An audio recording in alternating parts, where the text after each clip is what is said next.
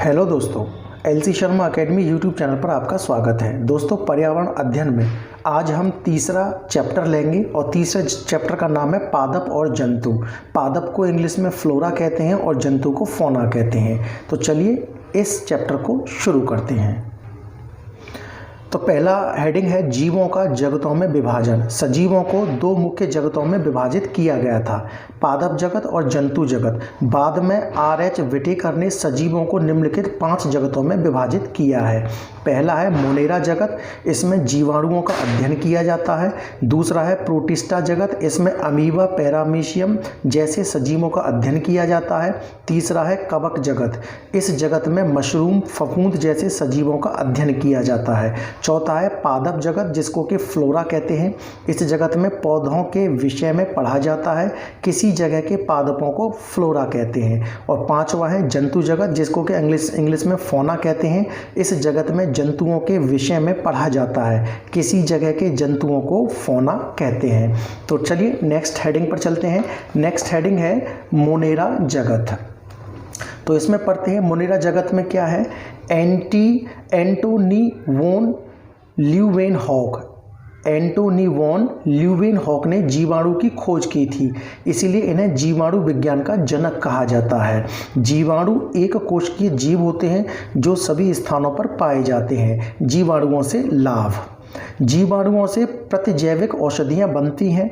जीवाणुओं के कारण ही दही जमता है, इस प्रक्रिया को किण्वन कहते हैं। दही लैक्टोबैसिलस जीवाणु के कारण जमती है। जीवाणुओं के कारण ही पनीर बनता है। जीवाणुओं के कारण ही सिरका बनता है। नेक्स्ट हेडिंग है जीवाणुओं से हानि। जीवाणुओं से बहुत सारी हानियां हैं। तो जीवाणुओं से बीमारी फैलती है।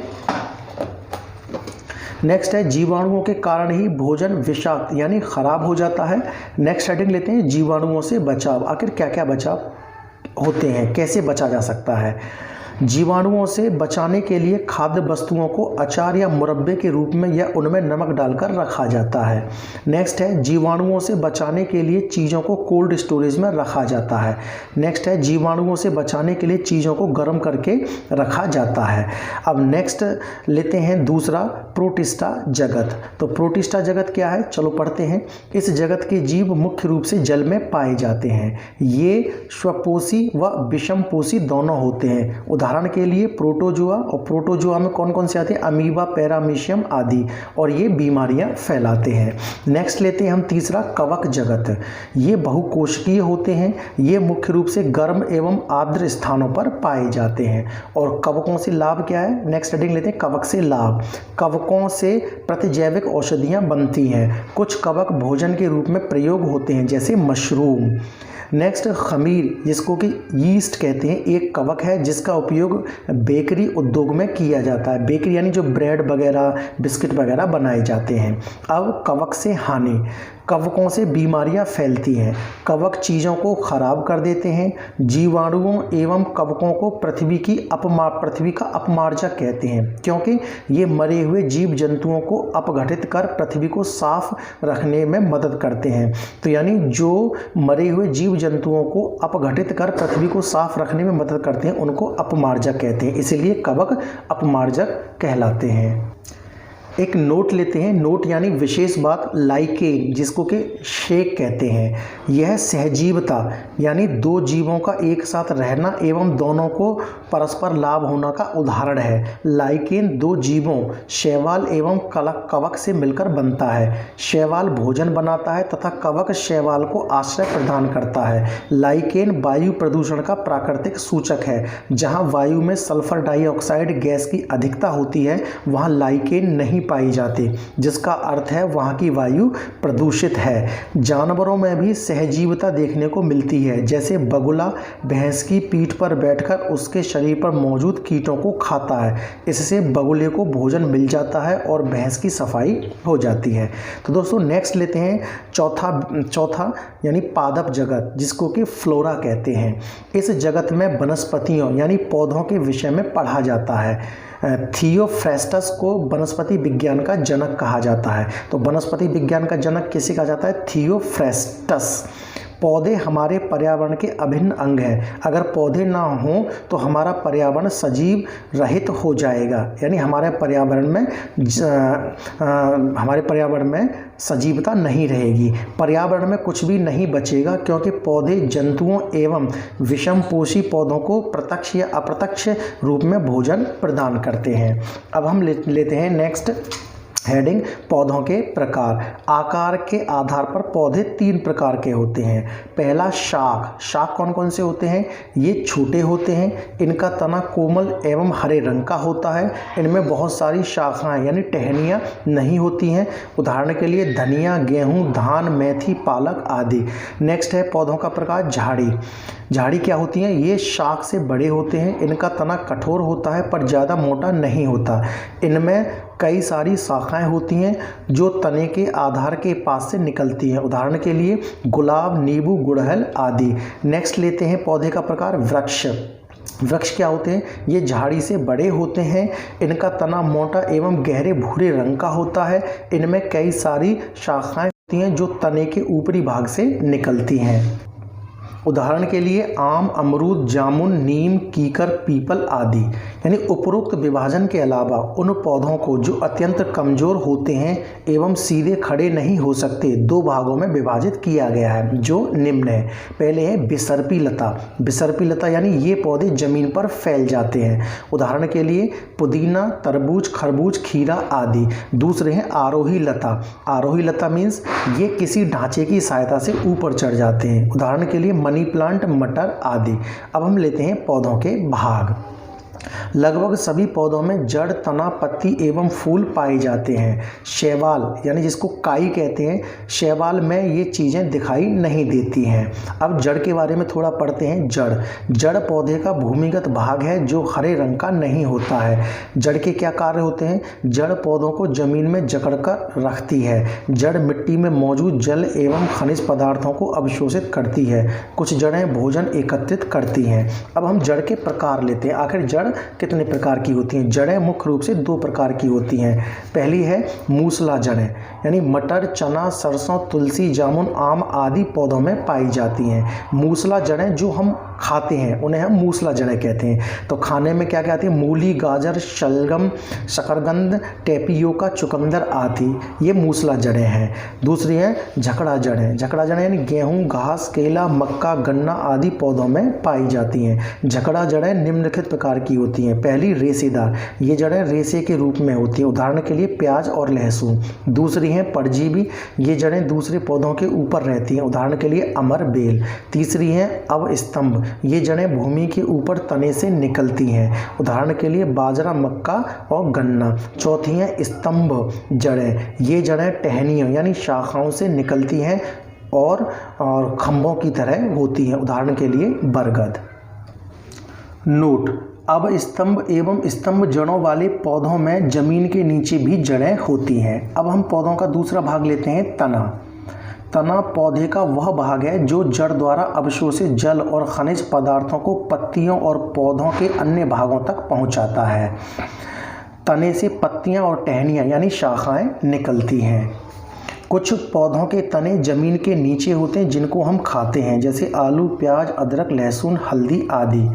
तना हरा या भूरे रंग का होता है। नेक्स्ट लेते हैं पौधों के बारे में। तीसरा पॉइंट है पत्तियां। पत्तियां तने और टहनियों से निकलती हैं। अलग अलग पौधों की पत्तियों का आकार अलग अलग होता है।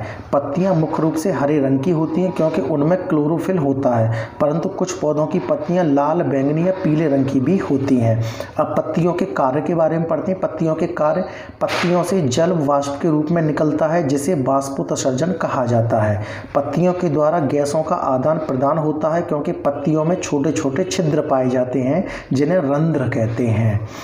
पत्तियों में भोजन बनता है। पत्तियों में क्लोरोफिल नाम का एक वर्णक पाया जाता है जो सूरज की रोशनी, जल एवं कार्बन डाइऑक्साइड गैस की मदद से भोजन का निर्माण करता है। पौधों के द्वारा भोजन बनाने की प्रक्रिया को प्रकाश संश्लेषण कहा जाता है। तो प्रकाश संश्लेषण किसे कहा जाता है? तो पौधों के द्वारा भोजन बनाने की प्रक्रिया को प्रकाश संश्लेषण कहा जाता है।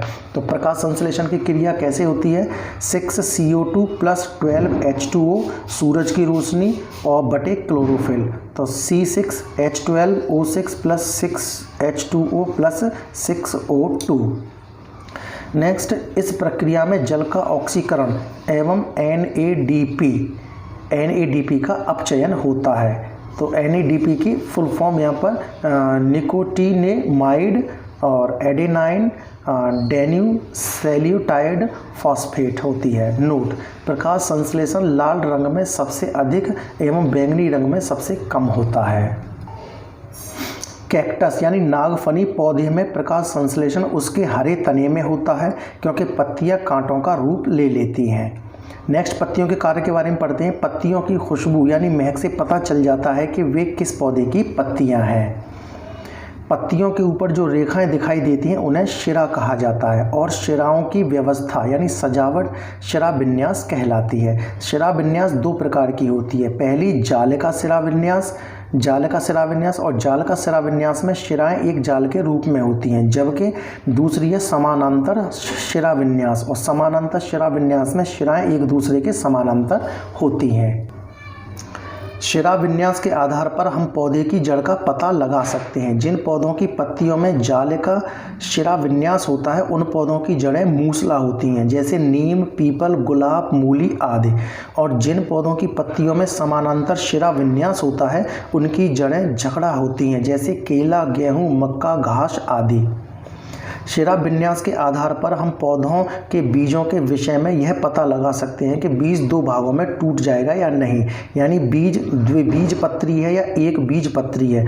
अगर शिरा विन्यास जालका रूपी है तो पौधा द्विबीजपत्री है, जैसे चना, मूली, गाजर, भिंडी, नींबू आदि। अगर शिरा विन्यास समानांतर है तो पौधा एक बीजपत्री है, जैसे मक्का, गेहूँ, प्याज, लहसुन आदि। कुछ पौधों में पत्तियां घड़े के रूप में रूपांतरित हो जाती हैं, जैसे नीपेंथिस। अब हम पढ़ते हैं पौधों के फूल यानी पुष्प के बारे में। फूल पौधों के प्रजनन अंग होते हैं। फूल नए पौधे बनाने में मदद करते हैं। फूलों के भाग, पहला भाग है बाह्य दलपुंज। फूल के नीचे मौजूद हरी पत्तियों जैसी रचनाएं बाह्य दलपुंज कहलाती हैं। बाह्य दलपुंज जुड़े हुए भी हो सकते हैं, जैसे गुड़हल, कपास, टमाटर आदि में, और अलग अलग भी हो सकते हैं, जैसे गुलाब, कमल, चमेली आदि में। अगर बाह्य दलपुंज जुड़े हुए हों तो जरूरी नहीं है कि उसकी पंखुड़ियां यानी दल पुंज भी जुड़े हुए हों। ये कलियों की रक्षा करते हैं। दूसरा है फूलों का भाग दल पुंज यानी पंखुड़ियां। पंखुड़ियां रंगीन होती हैं। अलग अलग पौधों के फूलों की पंखुड़ियाँ अलग अलग रंग की होती हैं। पंखुड़ियाँ कीड़े मकोड़े, तितली, भंवरों, पक्षियों आदि को एक आकर्षित करती हैं। तीसरा लेते हैं फूलों का भाग पुंकेसर। ये पौधे का नर भाग होता है जिसमें पराग यानी पराग कण होते हैं। चौथा भाग लेते हैं स्त्री केसर, यानी ये पौधे का मादा भाग होता है जिसमें अंडाशय और बीजांड पाए जाते हैं। परागण के पश्चात अंडाशय फल बनता है और बीजांड बीज बनते हैं। अब थोड़ा सा परागकण के बारे में पढ़ लेते हैं। जब तितली, भौरा, पक्षी आदि फूलों पर उनका रस यानी पराग चूसने के लिए बैठते हैं तब उनके पैरों में परागकण चिपक जाते हैं। जब ये जंतु दोबारा उसी फूल पर या उसी प्रकार के दूसरे फूलों पर बैठते हैं तब परागकण स्त्री केसर में चले जाते हैं। इस प्रक्रिया को परागण कहते हैं। इस प्रक्रिया के द्वारा पौधे प्रजनन करते हैं। अतः परागण में पराग कणों का स्थानांतरण पुंकेसर के स्त्री केसर में होता है। परागण के प्रकार, परागण निम्न प्रकार के होते हैं। पहला है वायु परागण, जिसको कि एनीमोफिलस यानी वायु के द्वारा जो होता है। दूसरा है कीट परागण, जिसको कि एंटोमोफिलस जो कीटों के द्वारा होता है। तीसरा है जल परागण, जिसको कि हाइड्रोफिलस कहा जाता है जो जल के द्वारा होता है। चौथा है जंतु परागण, जिसको कि जूफिलस कहा जाता है जो जंतुओं के द्वारा होता है। पांचवा है पक्षी परागण, जिसको कि ऑर्निथोफिलस कहा जाता है, पक्षियों के द्वारा होता है। छठवां है काइरोटेरिफिलस जो चमगादड़ों के द्वारा होता है। और सातवां है मलाकोफिलस जो कि घोंघा के द्वारा होता है। कुछ फूल गुच्छों में पाए जाते हैं, जैसे गुलदाउदी, गेंदा, सूरजमुखी। उत्तराखंड में स्थित श्रीनगर को फूलों की घाटी कहा जाता है।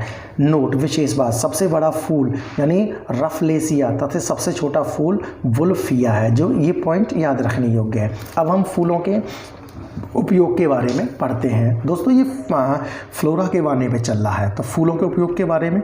फूलों से माला बनाई जाती हैं, फूलों से दवाई बनाई जाती हैं जैसे गुलाब, फूलों से रंग बनाए जाते हैं जैसे गुलाब, गेंदा, जीनिया। फूलों से इत्र बनते हैं जैसे गुलाब, चमेली। फूलों को खाया जाता है जैसे कचनार, केला, सहजन, तुरई, कद्दू, सीताफल। लौंग, केसर भी फूलों से मिलता है। अब हम दोस्तों चलते हैं फल के बारे में। फल फूलों के अंडाशय भाग से बनते हैं। फल के 3 भाग होते हैं, बाह्य फल भित्ति, मध्य फल भित्ति और अंतः फल भित्ति। सेब, केला, नाशपाती, अमरूद, अनानास आदि फल हैं। टमाटर, कटहल, सीताफल, नींबू फल है। अब हम बीज के बारे में पढ़ते हैं। फूलों में पाए जाने वाले बीजांड बीज बन जाते हैं। बीज खाए जाते हैं जैसे दालें, मूंगफली, गेहूं, चावल आदि। बीजों से तेल निकाला जाता है जैसे सूरजमुखी, सरसों आदि। बीजों के अंकुरण के लिए 2 आवश्यक तत्व हैं, नमी और वायु। बीजों के अंदर भ्रूण होता है जो आवश्यक तत्व मिलने पर अंकुरित हो जाता है। बीज 2 प्रकार के होते हैं, एक बीजपत्री और 2 बीजपत्री। एक बीजपत्री जैसे प्याज, गेहूं, मक्का, चावल, नारियल आदि, और 2 बीजपत्री जैसे मूली, सरसों, इमली, संतरा, टमाटर आदि। नोट: पौधों में जाइलम और फ्लोएम नामक 2 उत्तक पाए जाते हैं। जाइलम जल का संवहन करता है तथा फ्लोएम भोजन का संवहन करता है। कुछ विशेष पौधे यानी पेड़। क्रोटन, पहला है क्रोटन। यह पौधा यह बता देता है कि फसल को कब पानी चाहिए।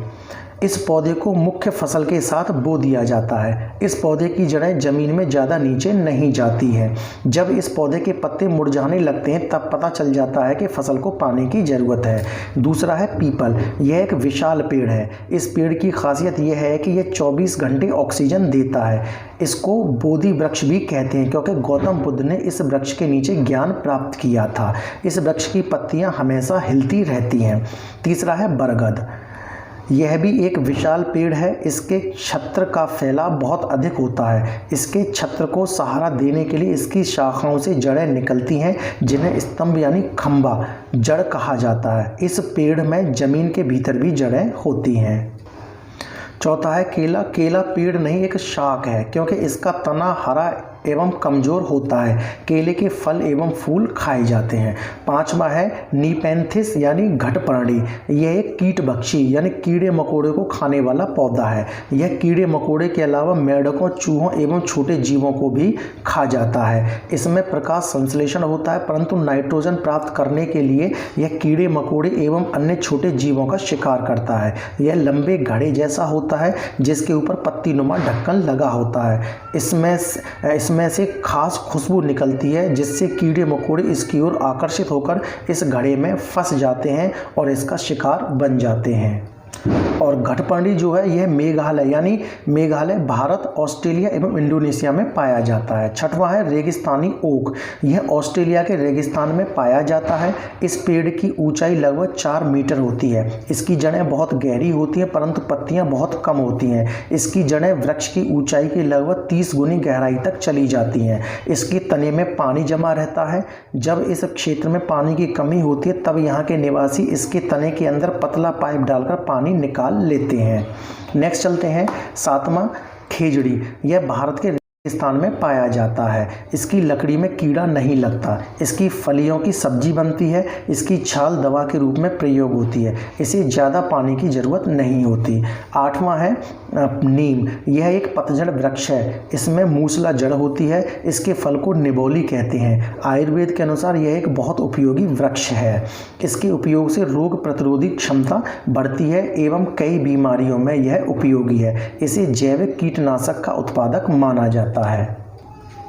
नेक्स्ट है तुलसी। यह एक शाक है। भारतीय संस्कृति में इसको पूजनीय माना जाता है। इसके औषधीय गुणों के कारण इसको जड़ी बूटियों की रानी कहते हैं। यह कैंसर, दंत रोग, श्वास संबंधी रोग एवं सर्दी जुकाम में अत्यंत फायदेमंद है। नेक्स्ट है क्षेत्र के आधार पर पौधों के प्रकार।